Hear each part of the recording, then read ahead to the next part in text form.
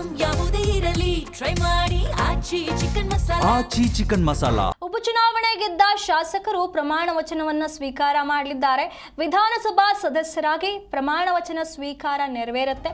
ದಾವಣಗೆರೆ ದಕ್ಷಿಣ ಕ್ಷೇತ್ರದಿಂದ ಸಮರ್ಥ ಶಾಮನೂರು ಹಾಗೆ ಬಾಗಲಕೋಟೆ ಕ್ಷೇತ್ರದಿಂದ ಉಮೇಶ್ ಮೇಟಿ ಆಯ್ಕೆಯಾಗಿರುವಂಥದ್ದು.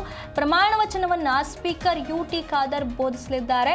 ವಿಧಾನಸೌಧದ ಸಮ್ಮೇಳನ ಸಭಾಂಗಣದಲ್ಲಿ ಕಾರ್ಯಕ್ರಮ ನಡೆಯುತ್ತೆ.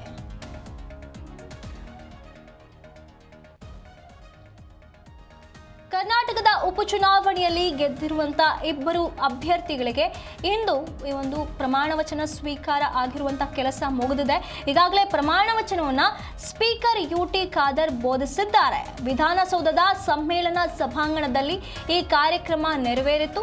ಈ ಕಾರ್ಯಕ್ರಮದಲ್ಲಿ ಪ್ರಮಾಣ ವಚನವನ್ನ ಇಬ್ಬರು ಅಭ್ಯರ್ಥಿಗಳು ಈಗಾಗಲೇ ಸ್ವೀಕಾರ ಮಾಡಿದ್ದಾರೆ. ದಾವಣಗೆರೆ ದಕ್ಷಿಣ ಕ್ಷೇತ್ರದ ಸಮರ್ಥ ಶಾಮನೂರು ಹಾಗೂ ಬಾಗಲಕೋಟೆ ಕ್ಷೇತ್ರದಿಂದ ಉಮೇಶ್ ಮೇಟಿ ಆಯ್ಕೆಯಾಗಿದ್ರು ಉಪಚುನಾವಣೆಯಲ್ಲಿ.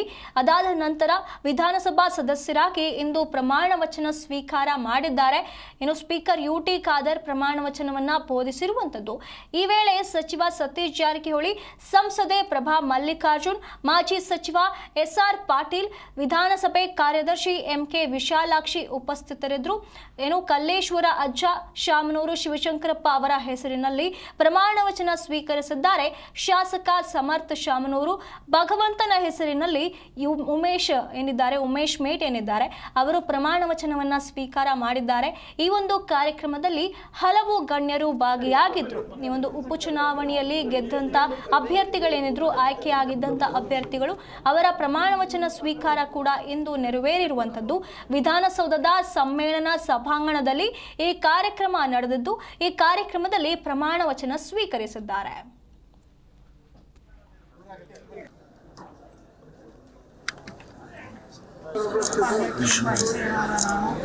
ವಿಧಾನಸಭೆಯ ಸದಸ್ಯರಾಗಿ ಸಂವಿಧಾನದ ವಿಷಯದಲ್ಲಿ ಶ್ರದ್ಧೆಯಿಂದಲೂ ನಿಷ್ಠೆಯಿಂದಲೂ ಕೂಡಿರುವುದರಿಂದ ನಾವು ಭಾರತದ ಪ್ರಾಮಾಣಿಕರಿಂದ ಮತ್ತು ಸಮಗ್ರತೆಯಿಂದ ಪ್ರಾಸಿಕೊಂಡು ನಾವು ಈಗ ಕೈಗೊಳ್ಳುವ ಕರ್ತವ್ಯವನ್ನು ಶ್ರದ್ಧಾಪೂರ್ವಕವಾಗಿ ನಿರ್ವಹಿಸುವುದು ಭಗವಂತನ ಹೆಸರಿನಲ್ಲಿ ಪ್ರಮಾಣ ಮಾಡುತ್ತೇನೆ, ಪ್ರತಿಜ್ಞೆ ಮಾಡುತ್ತೇನೆ.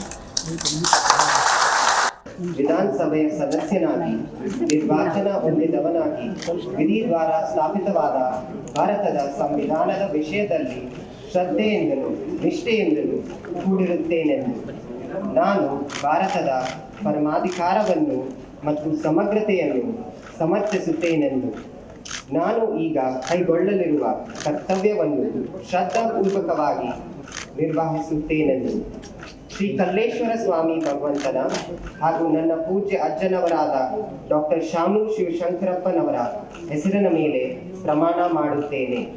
ವಿಧಾನಸಭೆಯ ಸದಸ್ಯನಾಗಿ ನಿರ್ವಾಚನ ಹೊಂದಿದವನಾಗಿ ವಿಧಿ ದ್ವಾರ